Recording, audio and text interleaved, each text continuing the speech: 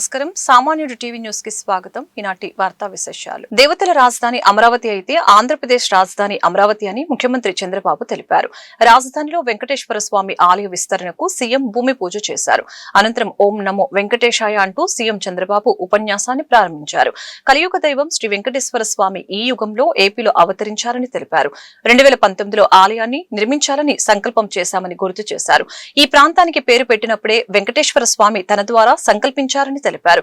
ఇక్కడి రైతాంగం 29,000 మంది 33,000 ఎకరాలు భూమిని స్వచ్ఛందంగా ఇచ్చారని వారికి అభినందిస్తూ ధన్యవాదాలు తెలిపారు. వారికి ఈ సంకల్పాన్ని వెంకటేశ్వర స్వామి కల్పించారని చెప్పారు.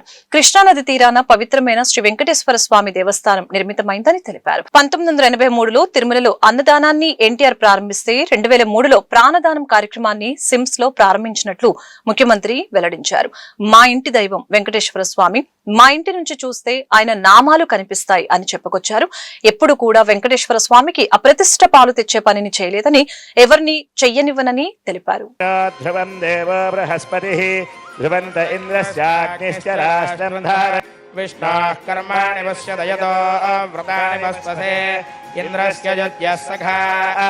तद्विष्णोवस्सविदा प्रार्पयतु श्रेष्ठतमाय कर्मणा आप्यायध्वमग्निया देवभागिरच्चमरणाघदात्पदया विदट्टातः वहन्ति कवयः पुरस्तात् देवेभ्यो दुष्टमिह बर्हिरासदे देवानां परिहोतमसि वर्षवृद्धमसि देवबर्हिर्मात्वाङ्मङ्मातिर्यक् पर्वते धत्तात् देवात्थादिन्द्रज्जत्वा बाहुभ्यामुध्यच्छे भूरसि भू प्रतिष्ठित्यै भुवसि भुव प्रतिष्ठित्यै सुवरसि सुव प्रतिष्ठित्यै वन्दे राजा वरुणो ध्रुवं देवो बृहस्पतिः ध्रुवन्त इन्द्रस्य सोमं श्यामसि स्वस्तिमन्तार्थाः सत्याः सफलाः भवन्तः श्रीमन्तो महान्तो యజమానస్య మనస్సంకల్ప సిద్ధిరస్తు. చూస్తే మంగాపురం నుంచి ఆ సైడ్ చూస్తే వెంకటేశ్వర స్వామి నామాలు కనపడొస్తాయి. ఆయన్ని చూస్తూ బతికాం. ఆయన పాద పద్మాల చింతన అనునిత్యం తరించాం, ముందుకెళ్ళాం. అందుకే నేను ఎప్పుడు కూడా వెంకటేశ్వర స్వామికి గాని అప్రతిష్ట పాలొచ్చే ఏ పని చెయ్యను, ఎవరిని చెయ్యనియనని మరొక్కసారి మీ అందరికీ విజ్ఞప్తి చేస్తున్నా. కలియుగ దేవుడు అనుకున్నప్పుడు, ఆ దేవుడి సన్నిధిలో మనం ఉన్నప్పుడు ఒక పవిత్రత ఉండాలి, ఒక పరిశుభ్రత ఉండాలి, స్వచ్ఛమైన ఆలోచనలు ఉండాలి. అప్పుడే దేవుడికి నిజమైనటువంటి భక్తితో మనం పనిచేసే పరిస్థితి వస్తుందని చెప్పి కూడా నేను మీకు తెలియజేస్తున్నా. అందుకే మీరందరూ ఒక్కసారి ఆలోచిస్తే, నేను ఎప్పుడు పోయినా వెంకటేశ్వర స్వామి దగ్గరికి పోతే ఎప్పుడు కూడా క్యూలోనే పోతాను. ఇప్పుడు కూడా నేను ముఖ్యమంత్రిగా అక్కడ వెళ్ళను, ఒక భక్తుడిగా వెళతాను, ఒక భక్తి భావంతో వెళతాను. వెళ్ళినప్పుడు అక్కడ సామాన్య భక్తుడిగానే ఉండాలి తప్ప ఒక ముఖ్యమంత్రిగా పెత్తందారిగానో లేకుంటే హోదాతో ఉండడం కరెక్ట్ కాదనేది నా భావన. నేను వెంకటేశ్వర స్వామిని చూశాను. కొంతమంది తప్పులు చేస్తారు. తప్పులు చేస్తే చాలాసార్లు చెప్పేవాళ్ళు. కొంతమంది మనం అనుకుంది వేరే జన్మలో మనల్ని శిక్ష పడుతుంది, మనం నష్టపోతాం అనుకుంటాం. కానీ వెంకటేశ్వర స్వామి మాత్రం ఈ జన్మలోనే తప్పు చేసిన వాళ్ళకి శిక్ష ఇస్తాడని కూడా మీ అందరికీ విజ్ఞప్తి చేస్తున్నా. ఇది నా అనుభవం. ఇక్కడే పాలక మండలి కావచ్చు, ఉద్యోగస్తులు కావచ్చు, పూజారులు కావచ్చు, ఎవరైనా అక్కడికి పోయిన వాళ్ళు కావచ్చు, ఎవరైనా కానీ ఇది నా అనుభవం. నేను చూశాను, క్లోజ్గా కూడా వాచ్ చేశాను. కానీ ఈరోజు అలాంటి సందర్భంలో మనం ఆలోచిస్తే ఆయన పవిత్రతను ఆయనే కాపాడుకుంటున్నాడు. ఈ రోజు మీరు ఒక్కసారి ఇక్కడ చూస్తే అంతర్జాతీయ డిజిటల్ అరెస్ట్ ముఠా గుట్టుని భీమవరం పోలీసులు రట్టు చేశారు. ఇటీవల విశ్రాంత ప్రొఫెసర్ శర్మ నుంచి సైబర్ నేరగాళ్లు 78 లక్షలు దోచుకున్నారు. సిమ్ కార్డు వచ్చిందని సిబిఐ అధికారులమంటూ ఆయనకు ఫోన్ చేశారు. సిమ్ కార్డులో తేడా ఉందని తాము సరిచేస్తామని పేర్కొన్నారు. అనంతరం డిజిటల్ అరెస్టు చేస్తున్నట్లు బెదిరించారు. ఈ క్రమంలో శర్మ ఆధార్ బ్యాంకు ఖాతా వివరాలను ముఠాకు తెలిపారు. 13 రోజుల వ్యవధిలో ఆయన ఖాతాలో ఉన్న 78 లక్షల్ని నేరుకాళ్లు కాజేశారు. దీంతో బాధితుడు క్రైమ్ బ్రాంచ్ పోలీసులను ఆశ్రయించాడు. భీమవరం 2వ పట్టణ పోలీసులు కేసు నమోదు చేసి దర్యాప్తు చేపట్టారు. 7 బృందాలుగా వేట మొదలు పెట్టారు. మొత్తం 14 మందిని నిందితులుగా గుర్తించి 13 మందిని అరెస్టు చేశారు. ముంబైకి చెందిన ప్రధాన సూత్రధారి రహతే జే నాయన్ పరారీలో ఉన్నారు. No digital arrest that exists in India. ఏమైనా అట్లాగా కాల్ చేస్తే వెంటనే లోకల్ పోలీస్ కానీ 1930 కాల్ చేయండి.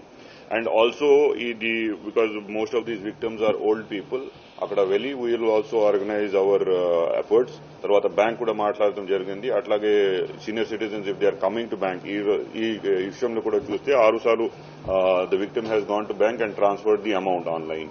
So they need to be guided, ask the question, మీరు ఎందుకు డబ్బులు పంపిస్తున్నారు, maybe this amount May not look that big or that small, but జాగ్రత్తగా if we are able to stop and prevent these kind of crimes, it will be very very helpful.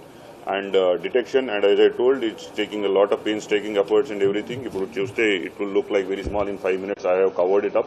But 10 రోజుల నుంచి మన అందరూ team, CI 2 town గారు, 1 town గారు, Bhimavaram rural CI గారు, Akividu CI గారు అందరూ చూస్తున్నారు. And our special commando SI Jarmohan Mamshi, he is being following the entire development through his technological apps and everything. 6 months course he has also done in this regard. So it is a very difficult thing. But మన కూడా నేర్చుకుంటున్నారు, frauds కూడా new methods invent చేస్తున్నారు, how to fraud people. But we are also catching up and will definitely make sure that these kind of crimes are prevented. హావభావాలు, భాషా పటిమతో అయినను పోయి రావలి హస్తినకు అని డ్రామా పద్యం చెప్పి పరకామణి కేసు నుంచి తప్పించుకోవడానికి భూమన కరుణాకర్ రెడ్డి తంతాలు పడుతున్నారని టీడీపీ పోలిట్ బ్యూరో సభ్యులు వర్ల రామయ్య ధ్వజమెత్తారు. ఆయన పరిస్థితి కుడితిలో పడ్డ ఎలుకలాగా తయారైంది. కుడితిలో పడ్డ ఎలుక. ఇంకా కొంచెం లోతుగా వెళ్లాలంటే శ్లేష్మంలో చిక్కుకున్న ఈగ. లేదు ఇంకా లోతుకు వెళ్ళాలంటే సాలెగూడులో ఇరుక్కున్న పురుగులాగా ఉంది అతని పరిస్థితి. నేను ఒక్కటి అడుగుతానయ్యా, 14.5 crore ఖరీదైన ఆస్తులు ముద్దాయి దగ్గర నుంచి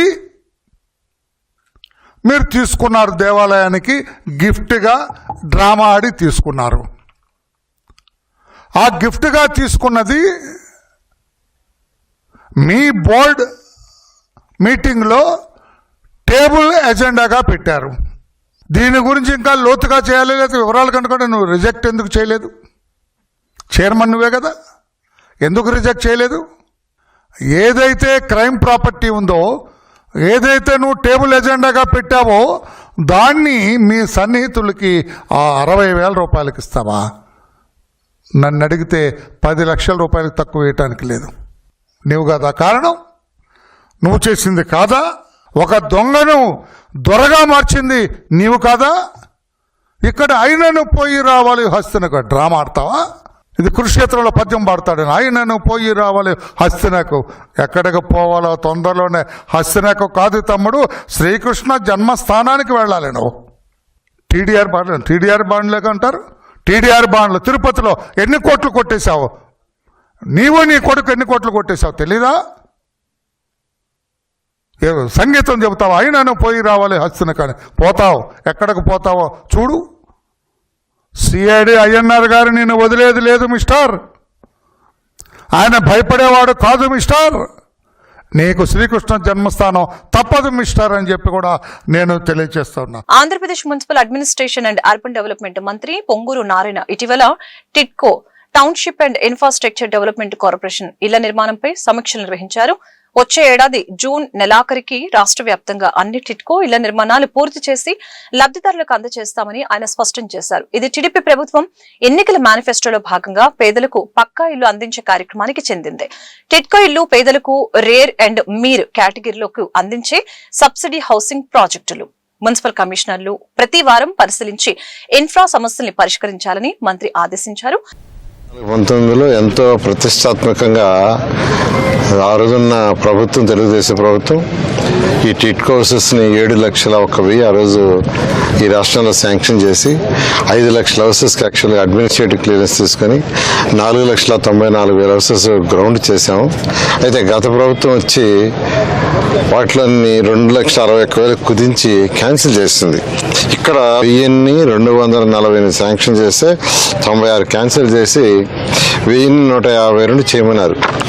దీంట్లో గత ప్రభుత్వం చేసిన అవకతవకలతో అనేకమైన ఆర్థిక ఇబ్బందులు ఉన్నాయి. జూన్ ఎండింగ్ లోపల ఎటువంటి పరిస్థితుల్లో కూడా ఇవన్నీ విత్ ఇన్ఫ్రాస్ట్రక్చర్, అంటే road, lights, water, drainage, total ఇన్ఫ్రాస్ట్రక్చర్తో ప్రజలకు ఇస్తామని మరొకసారి తెలియజేస్తాం.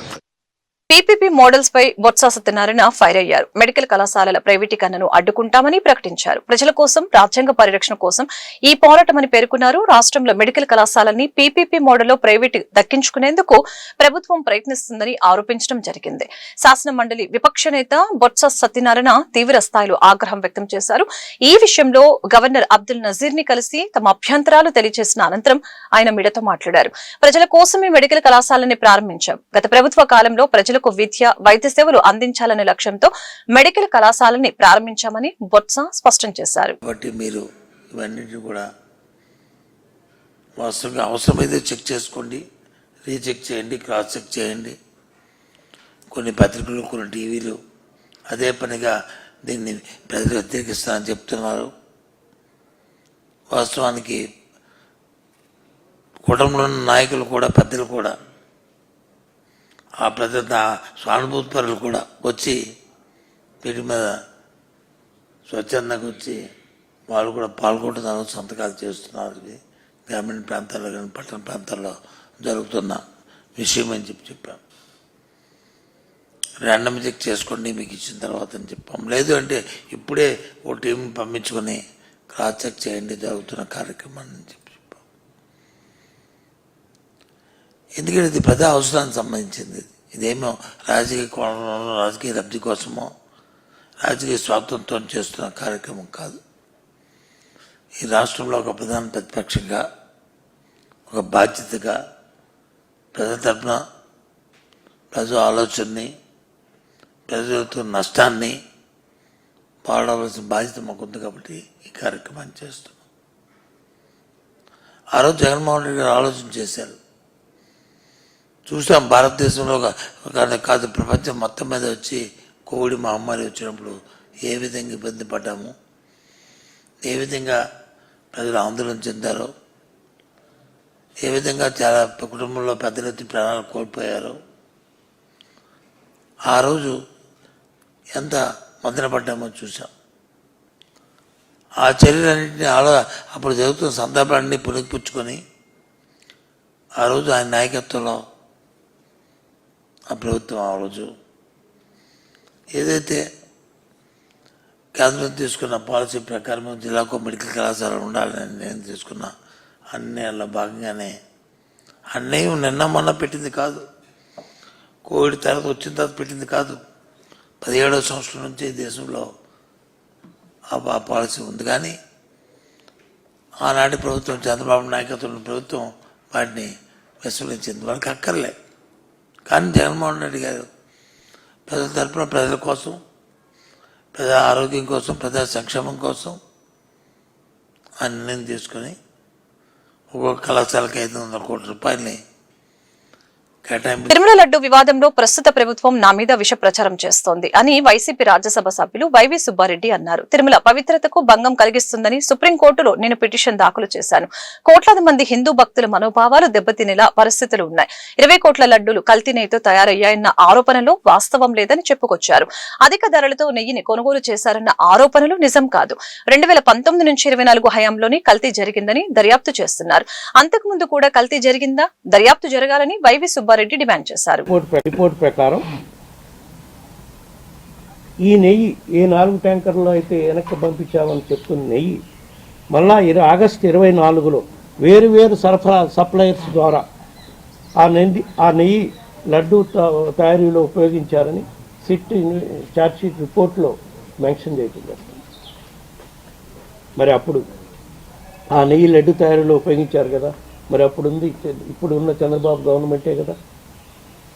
మరి ఆరోపణలు నిజమైతే ఈ తప్పుకి ఎవరు బాధ్యత?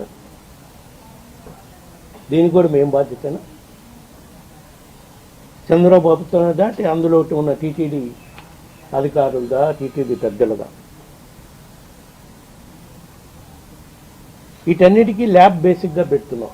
ల్యాబ్ అనేది అప్పుడు పాత రోజుల నుంచి ఉండే అదే ల్యాబ్, ఇప్పుడు ఉండేది అదే ల్యాబ్. ఇంకా మా పీరియడ్లో ల్యాబ్ని ఇంకా ఆధునాతకంగా చేయడం కోసం ఎన్డీడీబీ సహకారంతో, సిఎఫ్టీఆర్ఐ సహకారంతో దాన్ని మెరుగ్గా అభివృద్ధి చేయడం కోసం నిధులు కూడా ఇచ్చి అభివృద్ధి చేయడం కూడా జరిగింది. ఇవన్నీ ఉండగా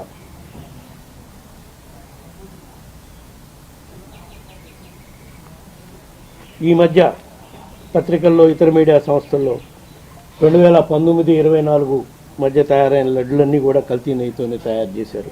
దాదాపు 20 కోట్ల లడ్డూలు ఇలానే తయారయ్యాయంటూ సిట్ చెప్పిందంటూ రాస్తున్నారు. సిట్ ఇన్వెస్టిగేషన్ జరుగుతుంటే ఎక్కడ వాళ్ళు డిస్క్లోజ్ చేశారు? ఇన్ని వేల లడ్లు కల్తీ ఆల్టెడ్ గీతో తయారైనాయి అని. దేవుడి ప్రసాదం మీద నిందితుల రాజకీయాల కోసం ఇలా దిగజారిపోయి ఆరోపణలు చేస్తారా? మీడియా సంస్థలకు కూడా నియంత్రణ పాటించకపోవటం విచారకరం. తిరుమల క్షేత్రానికి నెయ్యి సరఫరాపై ప్రతి 6 నెలలకి టెండర్ ప్రక్రియ జరుగుతుంది. 2024 జూన్ జూలైలో తిప్పి పంపిన 4 ట్యాంకర్లు సంబంధించిన టెండర్లో పాల్గొని నెయ్యి సప్లై చేయడం అనేది జూన్లో మొదలైంది. అంతేకాకుండా ఆ కంపెనీకి తిరుమలకి సప్లై చేయడం కూడా అదే తొలిసారి. ఏదైతే జూన్ జూలైలో ఆల్రెడీకి సప్లై చేశారని, అది ఆ కంపెనీ పేరు యార్ డైరీ. ఏ రకంగా ప్రస్తావనలో ఆ కంపెనీ తిరుమలకు సప్లై చేయకుండా సప్లై చేయడం కూడా అదే తొలిసారి. 19-24 మధ్య ఏ రకంగా ప్రస్తావనలో కల్తీ నెయ్యి కలిసిందని చెప్పగలుగుతున్నారు దాన్ని బేస్ చేసుకుని. పైగా టీటీడీకి నెయ్యిని ఒకే సంస్థ నుంచి నెయ్యి సప్లై ఎప్పుడు చేయలేదు. నవంబర్ 30 తేదీన విజయవాడలో జరగనున్న కాపునాడు స్వర్ణోత్సవం బ్రోచర్ని industry development corporation chairman Tikala Prabhakar తన కార్యాలయంలో ఆవిష్కరించారు. వంగవీటి మోహనరంగా కాపునాడు ఏర్పాటు చేసి 50 సంవత్సరాలు పూర్తయింది. ఈ సందర్భంగా విజయవాడలోని జింకానా గ్రౌండ్స్ లో కాపునాడు స్వర్ణోత్సవం వేడుకలు జరుగుతున్నాయని జిల్లా ఉపాధ్యక్షులు ఎర్రగోపు నాగేశ్వరరావు వెల్లడించారు. రాష్ట్ర వ్యాప్తంగా ఉన్న అన్ని కాపు సంఘాల నాయకులు పాల్గొనాలని పిలుపునిచ్చారు. కార్యక్రమంలో మేకల బాబురావు, జిల్లా అధ్యక్షులు శ్రీనివాసరావు, తోట కోటేశ్వరరావు, రాగం సదాశివరావు, మలిశెట్టి సుబ్బారావు, రిటైర్డ్ ఎస్పీ చక్రపాణి తదితరులు పాల్గొన్నారు. 50 సంవత్సరాల సిల్వర్ జూబ్లీ మీటింగ్ ఈ నెల 30వ తారీఖు విజయవాడ జింకానా గ్రౌండ్స్లో సాయంత్రం 6 గంటల నుంచి 9 గంటల వరకు జరుగుతుంది.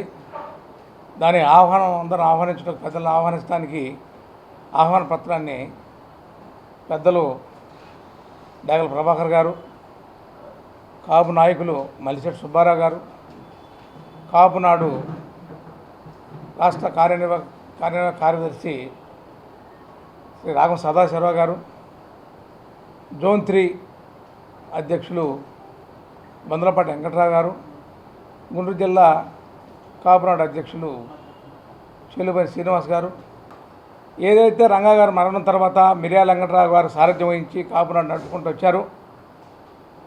మిర్యాల వెంకటరావు రాష్ట్ర వ్యాప్తంగా సుడిగాడుల పర్యటనలు చేస్తూ కాపునాడును బలోపేతం చేశారు ఆ రోజున.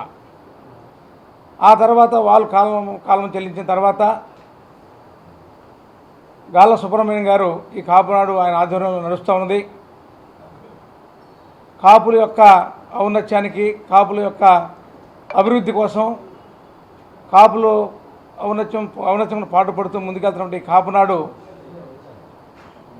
50 సంవత్సరాలు పూర్తి చేసిన సందర్భంగా పెద్దలు మలిశెట్టి సుబ్బారావు గారు మేమందరం కూర్చొని ఇవాళ కాపునాడులో మలిశెట్టి సుబ్బారావు గారు ఆ రోజు జిల్లా అధ్యక్షుడిగా చేశారు.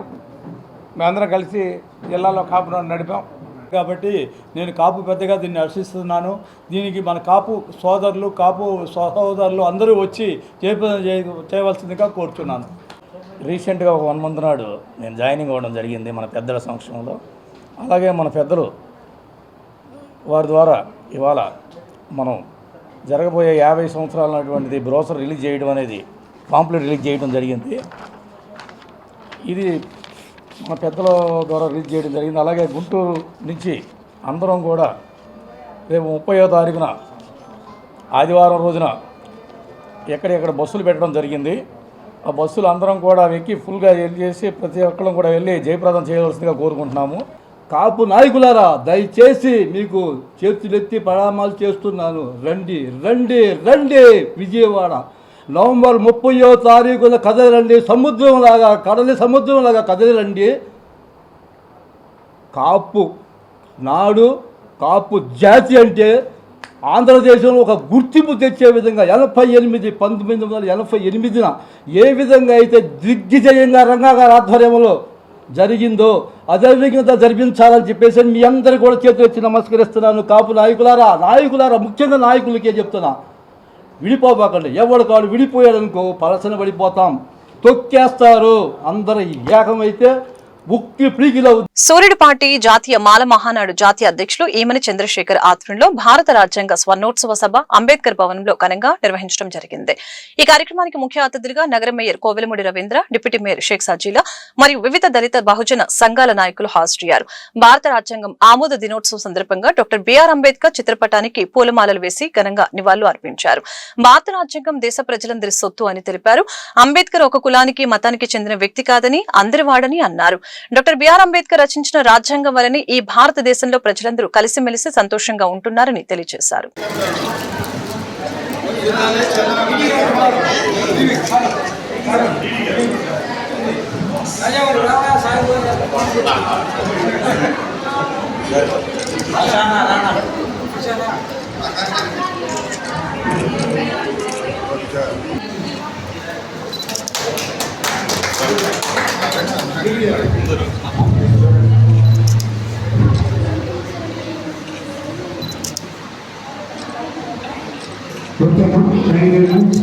నమస్కారం. ఈరోజు భారత రాజ్యాంగం సందర్భంగా చంద్రశేఖర్ గారు, దాసరి రమణ గారు నన్ను ఆహ్వానించడం చాలా సంతోషంగా ఉంది. ముఖ్యంగా ఈరోజు మనమందరం అంటే మన భారతదేశంలో కులాలకి మతాలకి సంబంధం లేకుండా ఎస్సీ, ఎస్టీ, బీసీ, మైనారిటీ మనమందరం కూడా ఈ యొక్క నవంబర్ 26న ఈ యొక్క రాజ్యాంగ దినోత్సవం జరుపుకోవడం జరిగింది. ఎందుకంటే బాబాసాహెబ్ గారి ఆశయాలను మరియు ఆయన చెప్పిన స్ఫూర్తిని ప్రతి ఒక్క దశలో మేము ముందుకు తీసుకెళ్లడానికి మా అంతు మేము కృషి చేస్తున్నాము. ముఖ్యంగా ఇక్కడ ఎడ్యుకేషన్ గురించి అంటే పిల్లలు వచ్చారు కాబట్టి ఎడ్యుకేషన్ గురించి వారికి అవగాహన గురించి రానున్న తరాలకి బాబాసాహెబ్ అంబేద్కర్ గారు చేసిన త్యాగాలు, వాళ్ళు చేసిన కష్టాలు ప్రతి ఒక్కటి కూడా పిల్లలకి కూడా చెప్పడం జరిగింది. ఇక్కడ వచ్చిన ప్రతి ఒక్కరిని కూడా స్పష్టంగా తెలియజేయడం జరిగింది. ఎందుకంటే రాబోయే తరాలు కూడా ఈ యొక్క బాబాసాహెబ్ అంబేద్కర్ గారి ఆశయాన్ని ముందుకు తీసుకెళ్ళాలి.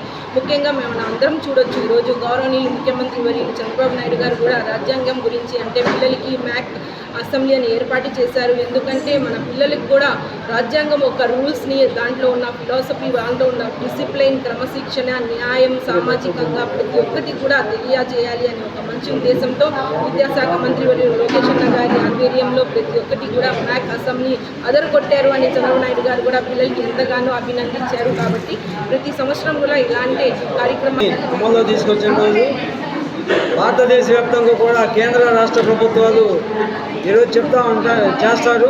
కానీ ఇక్కడ ఎస్సీ, ఎస్టీ, బీసీ, మైనార్టీల ఆధ్వర్యంలో ముఖ్య అతిథిగా వచ్చినటువంటి మేయర్ గారికి, డిప్యూటీ మేయర్ గారు సజిలా గారికి, మరి ఇక్కడ దాసరి జ్యోతి గారికి, అందరూ కూడా ఇక్కడ అన్ని కులాలు, అన్ని మతాలతోటి మేము ఈరోజు ఈ సభను ఏర్పాటు చేసుకున్నాం.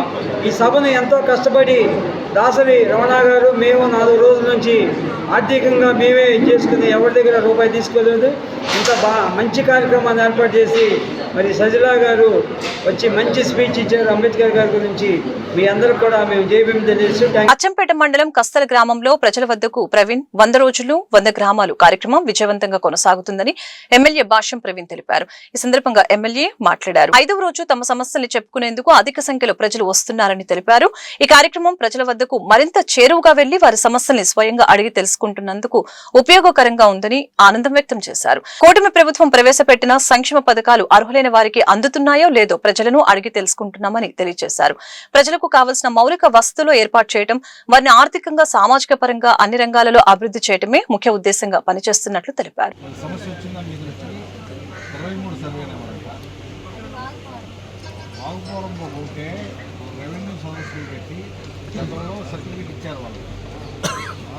ఇచ్చారు అంటే వాళ్ళకి కనీసం పొజిషన్ చూపించాలి కదా మనం. ఇది ఎవరు వేరే వాళ్ళు వండుకుంటున్నారంట పొలం ఏదే ఈ 23 సరిహద్దుల్లో ఈ ఎకరన్నర అయితే వీళ్ళకి రాళ్ళు వేసి చెప్పండి పట్ట ఇయిపోతే ఇయిపోయాం కనీసం అనుభవం ఉన్నా ఈ వార్తలు ఇంతటితో సమాప్తం. మరొక బులెటిన్ మళ్ళీ కలుద్దాం. నమస్కారం.